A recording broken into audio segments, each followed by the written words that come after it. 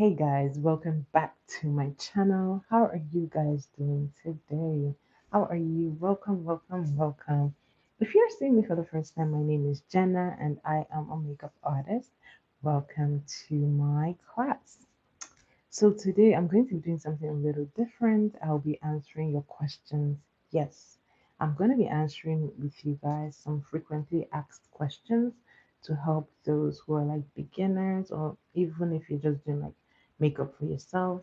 These are some questions that I believe could help you in your makeup journey. If you have not subscribed to my channel, do make sure that you're subscribed and you turn on your notification bell. Hi, Gaspix, how are you? Welcome back to my life. How have you been? I'm very well. I'm very well. Thanks for asking. And how have you been? How have you been? How is work going? How is everything?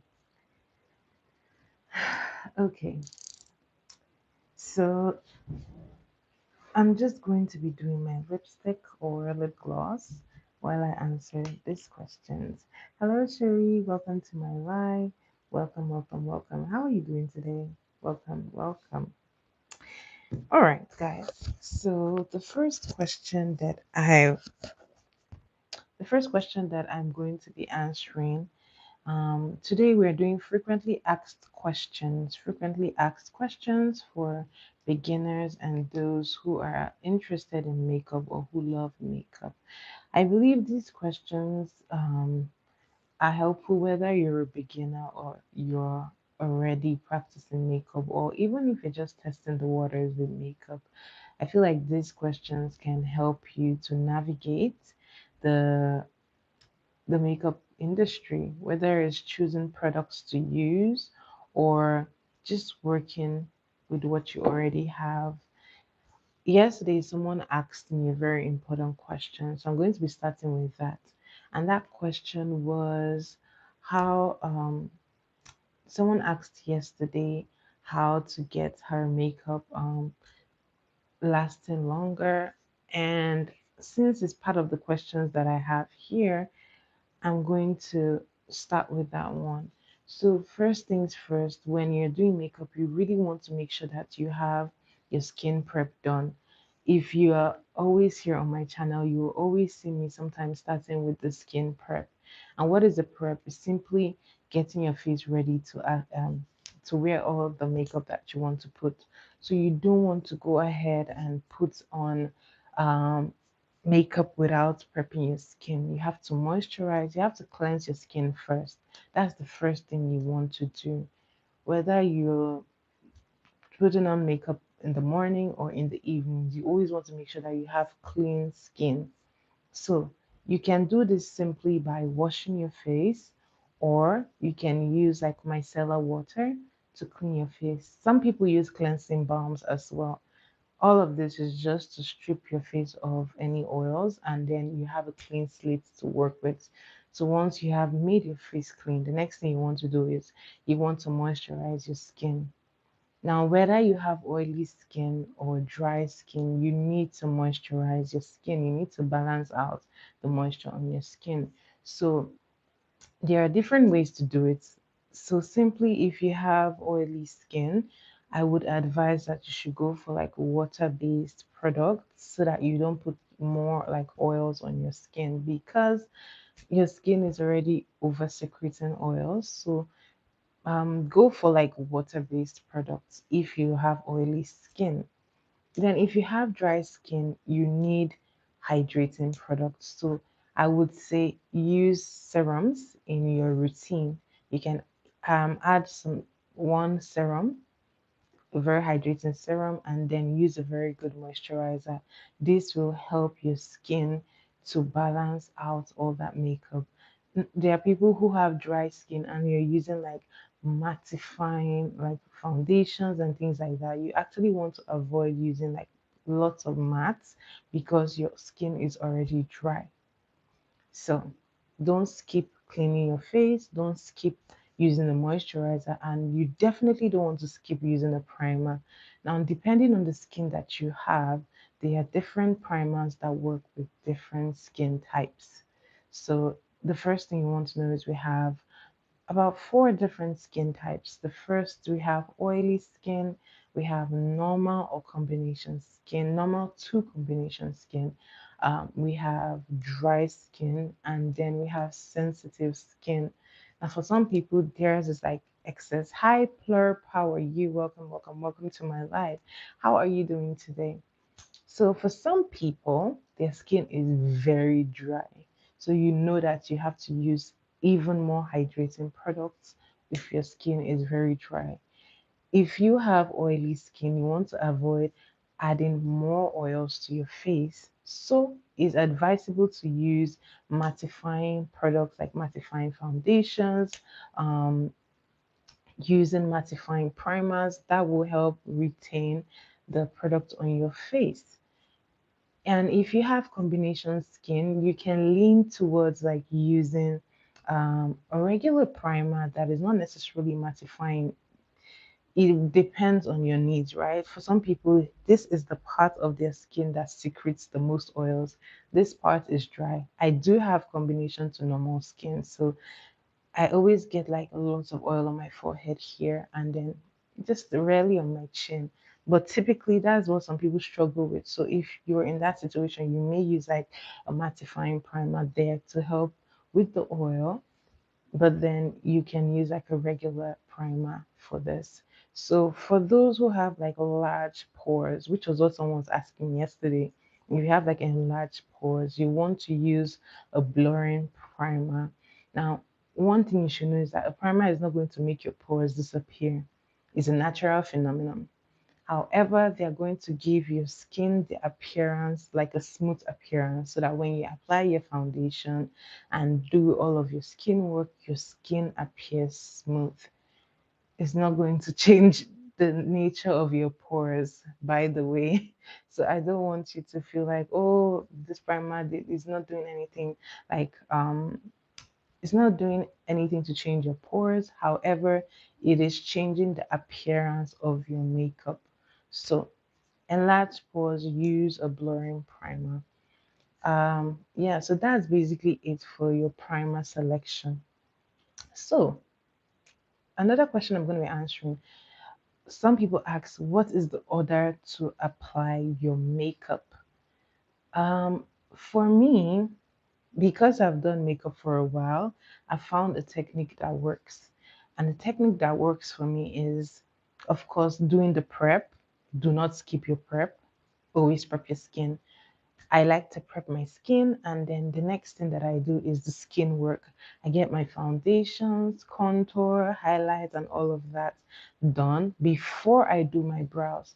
Now, some people, after prepping their skin, will go right into their brows, do their eye work, and then do the skin work last.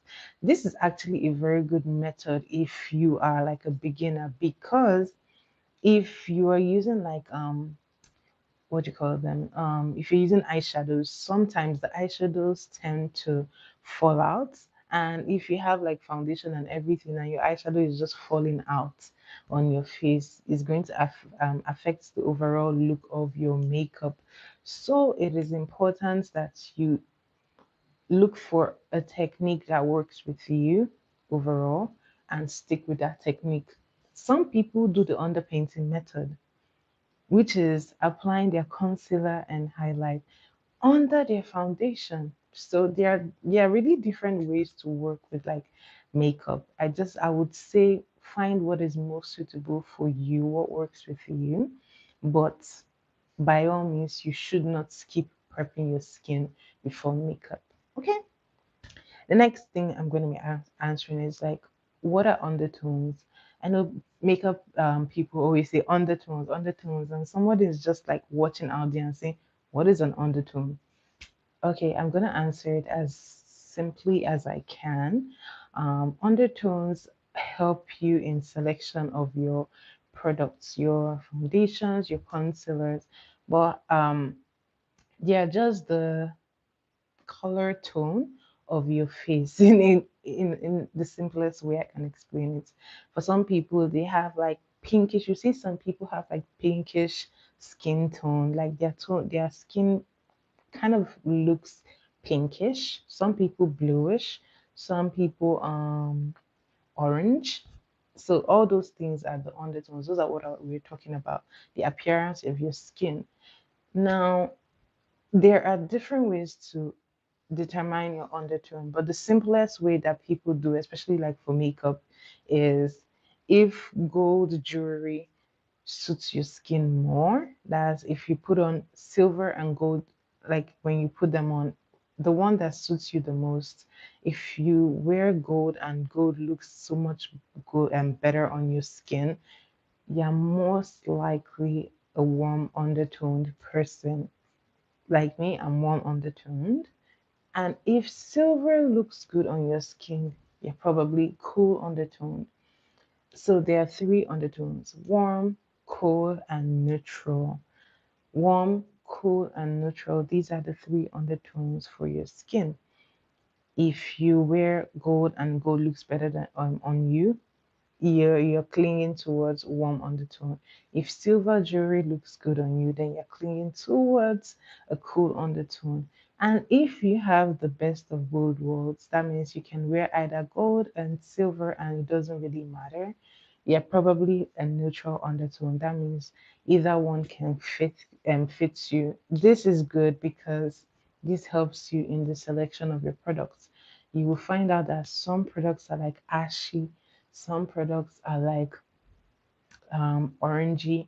You have to consider these things when you're picking your products so that you match the best foundation, concealer, even like color corrector to your skin tone.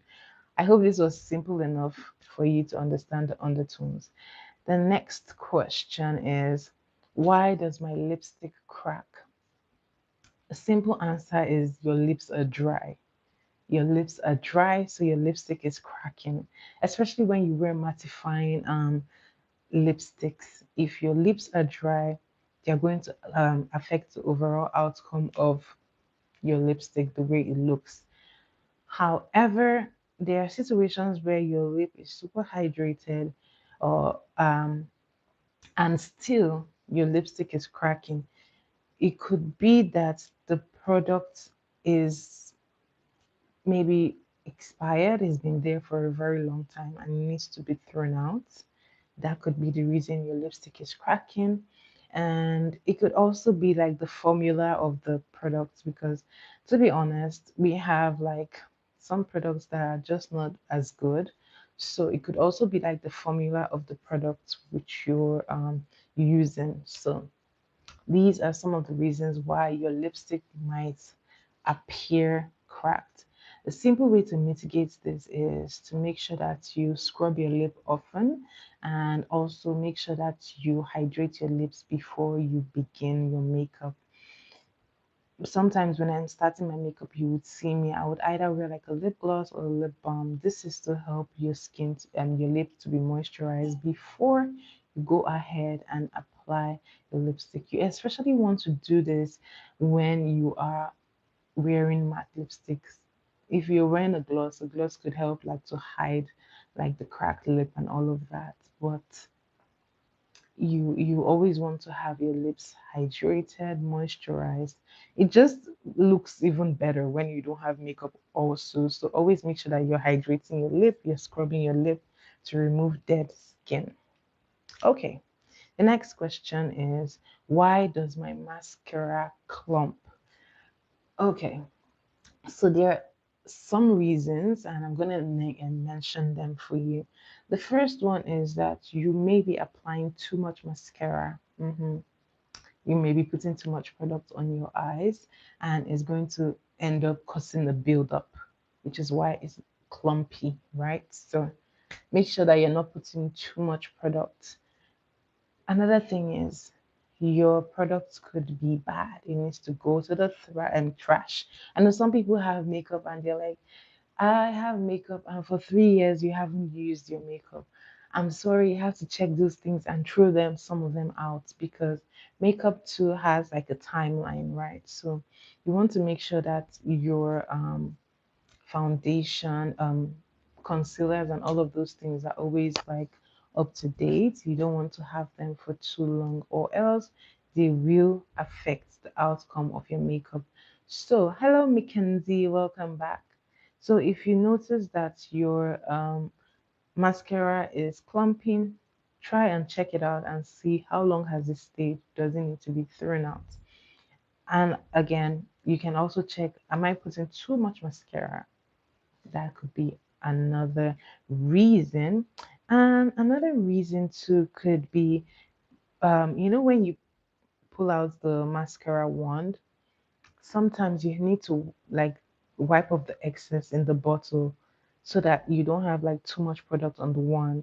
That is also something that could cause buildup on your lashes when you apply your mascara. So make sure that your wand is not full with like lots of product. Make sure you're taking the appropriate amount.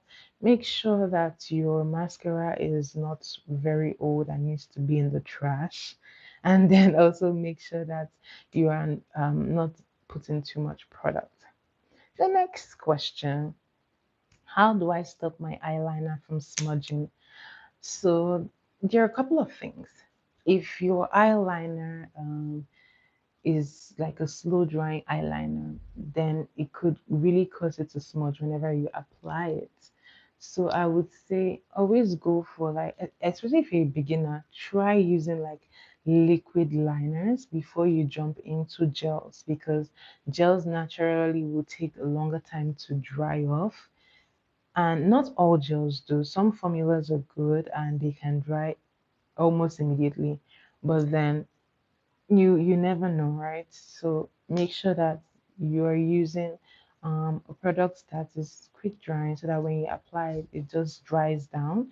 So if you're a beginner, like I said, I would advise using a liquid eyeliner. That way it dries off almost immediately. Also use waterproof liner. Sometimes people, like, you see them, you see those people in the movies when they cry and they have like black, yeah, it could either be your mascara or your eyeliner. So make sure that your eyeliner is waterproof so that if anything happens, life is unpredictable.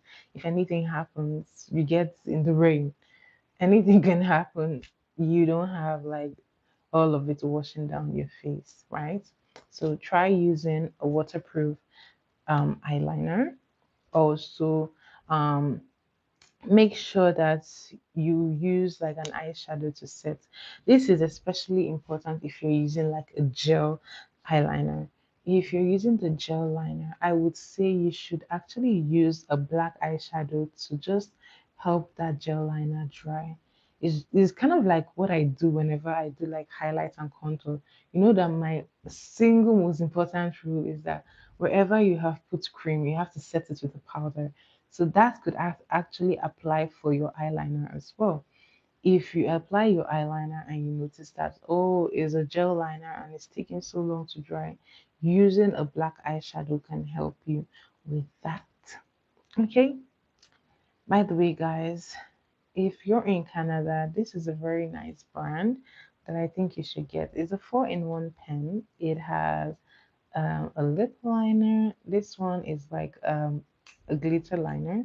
This is a black liner that you can use as an eyeliner or for your waterline or just like a regular eyeliner. And this is a lip liner. I'm going to do a little test for you guys.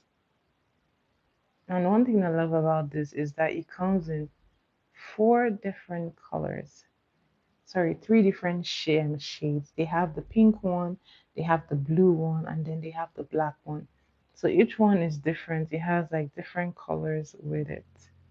So if you're in Canada, you want to look them up.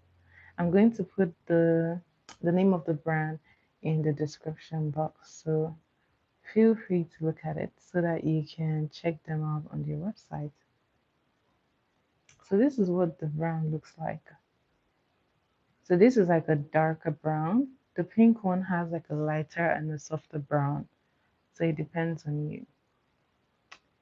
So this is what it looks like when I'm wearing it.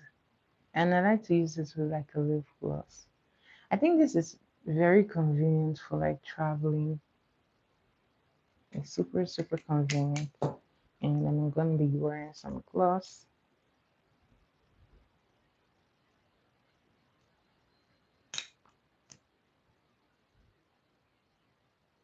And this is what it looks like. Okay, so back to the question. The next question is how much primer um, do I need, or do I even need a primer? And I will say yes, especially if you're in a humid region, you do need a primer, and I'll tell you why. A primer is very useful in three different ways. So the first is it generally helps to extend the wear of your makeup. A primer helps extend the wear of your makeup. So that's number one. Number two, with the first question that I was answering regarding like how to get your foundation and all of that looking good. If you have large pores, like I explained earlier, using a blurring primer could help with your large pores. So that is important for that case. And once again, if you have excess oil, which is why you have a lot of mattifying primers on the market, if you have oily skin, a primer helps you with locking in all of that oil and helping that makeup to last long throughout the day. So that is why you need a primer. A primer can help you extend the wear of your makeup. Number two, a primer can help with your pores. Number three, a primer can help you control the oils on your skin. So, in this way, I've covered all the skin types, honestly. Mattifying primer, oily skin. Um, Blurring primer, enlarged pores or textured skin. Um, Combination skin can wear like a normal primer. I always use the Hydro Grip, the Milk Hydro Grip. I love that one because even though it's like a primer, hello Mike, welcome back to my life. Even though like is yeah, even for like wrinkled skin, you can actually use the blurring primer. And like I said, the blurring primer is not going to do magic for you. It's just going to help the appearance of your skin. It's going to look like smoother. That is what the blurring primer will do. It just helps your skin look smoother. It's not going to close up your pores and make it smaller. No, that is not the function. It just helps with the appearance of your makeup. Okay. All right. So that's that for the primer. So these, I hope I've been able to convince you why you actually need a primer, right? Don't skip the primer, especially in the humid regions or even during like the hot summers. You will need primers to help elongate your makeup wear. You don't have pores. Who told you had pores? Okay. The next question is, how do I pick my foundation? Okay, this one is a very important one because for many people, makeup is just foundation. So having that at the back of your mind, you have to select the good foundation. So the first thing I would say is much more easier for you to have like an in-person test of your foundation. So, for instance, if you're like in Canada or the US, you know, we have Sephora. And when you go to Sephora, they can do like a shade test for you and then match your foundation for you. So that is typically the most reliable, especially if you're like a beginner and you have never done anything makeup. You don't know what color you need. You've never worn makeup, I would say you have to go and get like your shade matched so that you can now use that to determine. Now, for like different brands, they have like different names, but if you know that this is my undertone, then or this is my shade of foundation, sometimes they tend to be very similar in other brands. For instance, if my shade of foundation is caramel, you may most likely see in Huda, or just an example, in Huda Beauty or in Fenty, you may see something caramel or something relating to that. But having that understanding that this is my shade can now help you to pick another one, even though it might not be like the 100% accurate, but it gives you an idea of what your shade is.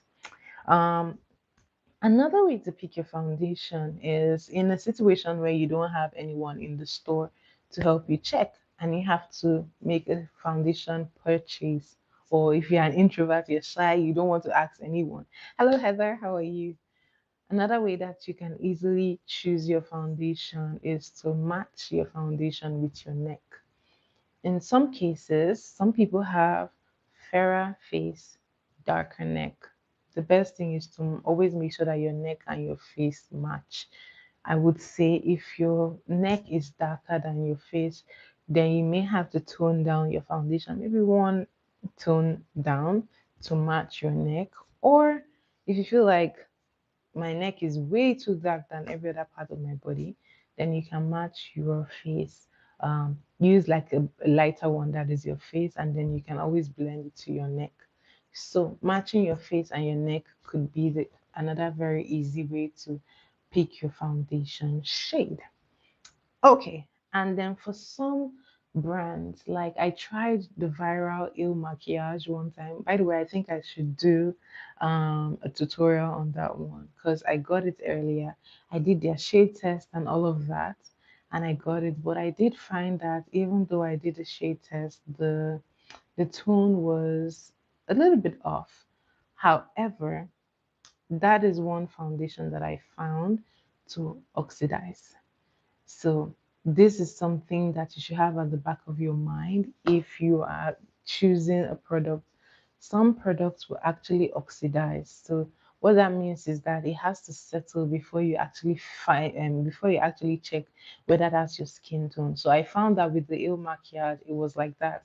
It had to oxidize before I knew like what the exact shade was. So if you're going to select a foundation, some products you have to check and make sure that maybe when you put it, you let it sit for like 5 minutes, then you can tell the real shade. So some products oxidize. So the best way to check foundation for those brands is just to wear the makeup and the foundation for like 5 to 10 minutes. Then you determine whether is your skin shade or skin tone or not. Okay, that's another way. And finally, whenever you're testing your foundations, try to test it in natural light because that's realistically the best place that you will be wearing your foundation. Like if you're going out and all of that, natural light helps you to get like the most accurate shade because sometimes if you're wearing it in like a yellow light and then you finish wearing it and like, oh my god, this looks good on me, and then when you leave the store and you actually try to wear the foundation, you're like, what happened? I tried it, the lightning could have affected the way it looks. So try checking out your foundations in natural light. That would help you. That would help you. Yes, oh no, it does happen. Trust me, it does happen.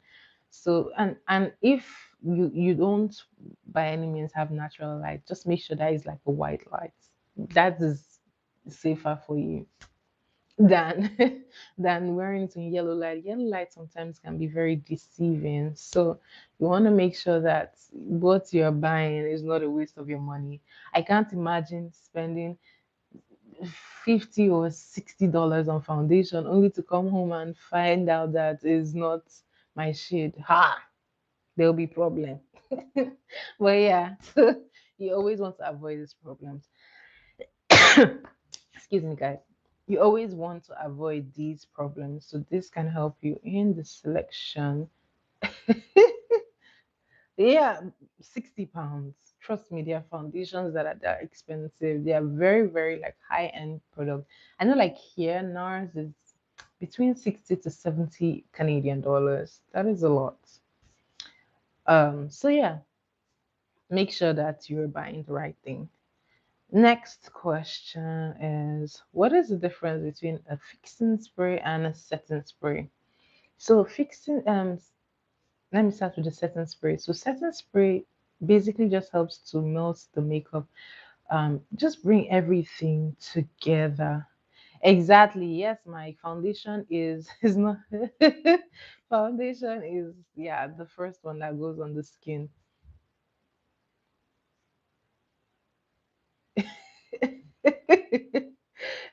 Maybe you need to change the mirror. Maybe you need to change the mirror as well. The mirror is the problem from what I read now. The mirror is really the problem. So maybe you need to change the mirror. But anyway, guys, setting spray. Mike says water. It's not water, please. Setting spray is what melts your makeup. So a lot of times you see whenever I do my makeup, I spray it, and when I spray it, right, I let it sit for a bit. Then you see that everything just comes together. That is what the setting spray does, especially when you're like when you have powders and all of that. The setting spray helps to melt down your powders. Very important. Even if you don't have like a fixing spray, a setting spray is a must have in your kit. It helps to break down the product. Kit is actually, I have no idea. But yeah, it helps to just bring everything together. And then the fixing spray is usually the one that really helps to lock in the entire makeup, which is why a lot of people will spray the finishing spray last. And a lot of finishing sprays actually have waterproof properties. So some of them will be waterproof, or some of them will be transfer proof. Trust me, transfer proof sprays are usually the best because they really help to keep everything in line until you are done with your event or until you are done with your program. So either like a either transfer proof or waterproof, but the finishing spray is generally what you spray at the end of your makeup. But a certain spray you can spray in between. For instance, when you have done like your skin work, you can use a certain spray to hold everything together. But then the finishing spray always comes last because that is the one that when you spray it, be sure that it might not move, right? So you want to spray it last when you're done with everything. Yes, trust me, transfer proof is the best, especially when you're like working with like a bride. When I'm working with like brides and people who have like a very long day of event, I always use transfer proof because you don't want, sometimes at weddings, people are hugging you. The last thing you want is your makeup leaving your face and going to their clothes. So no, no, no. Finishing spray is last. That is in the name. Is in the name, Mike. Is in the name. Finish so that you spray it at the end. So you basically don't want your makeup running away with their clothes, right, or on their skin. You want your makeup on your face. So that transfer proof just helps you lock in that makeup, right? Um, next question. What is the best lash glue? Honestly, for me, I would say a transparent lash glue. And sometimes it might not necessarily look transparent, but what you're looking for is when it dries down, is it transparent? Because sometimes when you're putting like the false lashes, excuse me, guys, when you're putting like the false lashes, trust me, sometimes it's chaotic. And you might just maybe apply the lash on the wrong spot. The last thing you want is to have like a black mark where you don't want it, or a white mark, because some lash glues are actually white. So the last thing you want is to be kind of like a white mark on your liner. It doesn't look nice, right? So stick to a lash glue that dries transparent.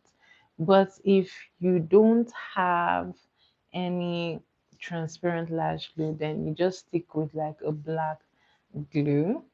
That way, if you wear like a black liner, it just dries and looks like it's an extension of your eyeliner. You've done that before, really? Oh, well, it is what it is, right? So that is my honest review. Use a lash glue that dries transparent. And the final, and I kind of left this one last because I think it's very, very important, and I might talk a lot about this one. The 10th question is, why does my foundation look cakey?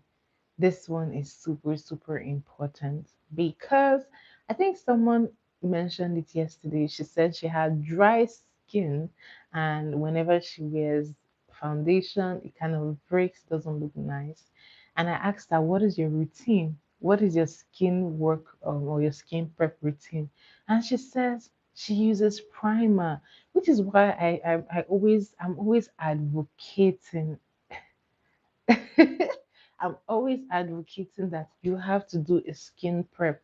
A skin prep really brings the balance to your makeup because in her case, she has dry skin and she just went ahead to add primer, which I'm thinking is obviously a mattifying primer. Your skin is already dry and you're adding some mattifying properties to make it even more dry. Of course, your makeup is going to turn out looking cakey and patchy in some cases. I find that for like dry skin, they would suffer with like a lot of patchy makeup. So what you want to do is to make sure that your skin prep is done properly and you're making sure that you're using primer, but before your primer, you must use a moisturizer. Moisturizer brings balance to the natural oil of your skin. Remember that when you wash your face or if you use like a micellar water, it kind of strips your face of its natural oils.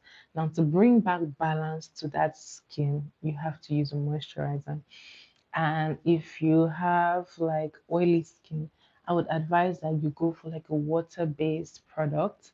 That way, you're not adding a ton of oil to your face. So go for like water-based products for oily skin. And oily skin too, because of the extra secretion. And some people have like super, super oily skin. So for people like that, you want to just make sure that your skin prep is as minimal as possible. A simple moisturizer and primer would solve your problem. But never really wear primer without wearing a moisturizer. Whether your skin is dry, whether it's oily, whether it's normal, whether it's combination, the best practice is to always have like a moisturizer and then a primer. That kind of balances it out. Even if it might work for you when you do makeup, think about like the health of your skin, right? You have to put that into consideration. So make sure that your skin prep is good. That is the first step to avoid cakey foundation. Number two is make sure that you are not using too much products. Yeah. Like, you're welcome. So this one, a lot of people are guilty of it. Even me, when I started makeup, I was so guilty of it. You're, especially when you have breakouts too, you may want to apply like you may be tempted to apply like a ton of foundation or to like even out maybe the texture and all of that on your skin. Sometimes you're going to cause a buildup on your skin and you will end up having a very, very cakey. Have you seen those videos where you see people like pour like the foundation on their skin? That always makes me cringe because that's just too much, right? So you don't want to wear like too much. And if you're in a humid region, wearing too much foundation is the worst thing that you can do because that will lead you to dripping. Yeah, you will drip because when the heat comes on, it's gonna fall off. So you want to make sure that you're not putting too much foundation on your skin. The same goes for the powder. Sometimes people might not use a lot of foundation, but then the powder is way too much on the skin, and then it just looks like you're baked in the oven. So just stick to using these days our motto is little less is more. So go for a very little amount of product. I will always say use little and then you can build up. So start with a little, and then if you see that you need a little more, then you can add a little more, rather than just packing a ton of product on your skin. Because the problem with that is once the product is on, then you can take it off, because is literally going to be stressful, because if you take off the foundation, then you have to start afresh. You have to start prepping your skin. And I don't know about you, but that is so stressful. You have to start doing your skin prep again, and you have to make sure that it dries. So, like, it's a lot. So, avoid all of that and use a little product at a time.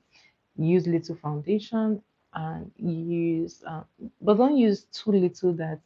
So, I mean, except you're going for like a very barefaced makeup look, then that works. But if you know that you want it to be visible that you're wearing makeup, there is an appropriate amount that you can apply on your skin. And to be honest, these days a lot of foundations are like more medium to full coverage foundations. So especially with full coverage foundations, the last thing you want to do is to wear too much product. You will look cakey, trust me, you will look like you were baked. So avoid that with the full coverage foundation. With medium coverage foundations, you can build up to, because you're trying to achieve a full coverage look. Then you can add a little bit more to build up. But generally, a little less is more. Really. Please tag me when you do the makeup. Let me know. So yeah, that is one. Those are the two things. And finally, like I said, your skin really matters in the application of your foundation.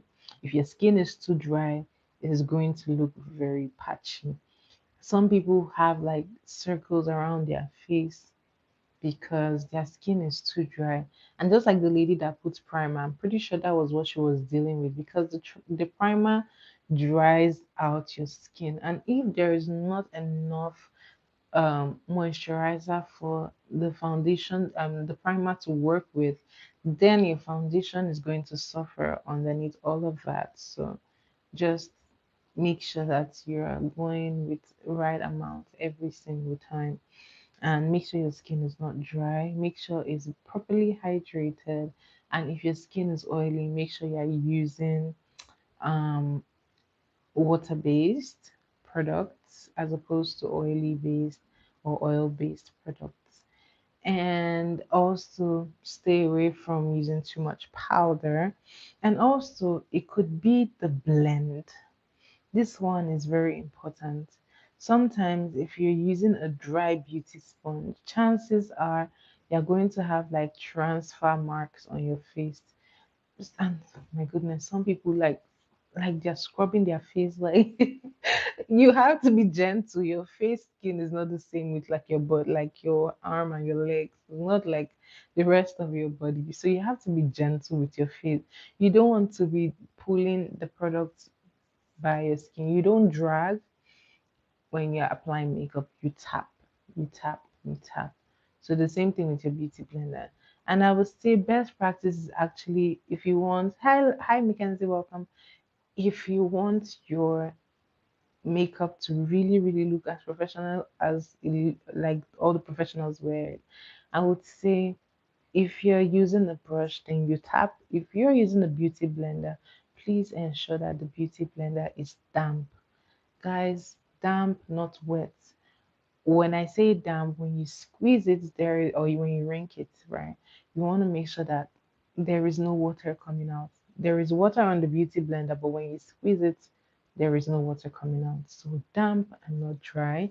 That just really, really helps in blending the makeup. For some reason, it works perfectly well every single time.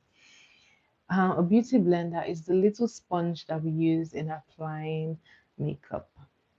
Yeah, it's a makeup sponge.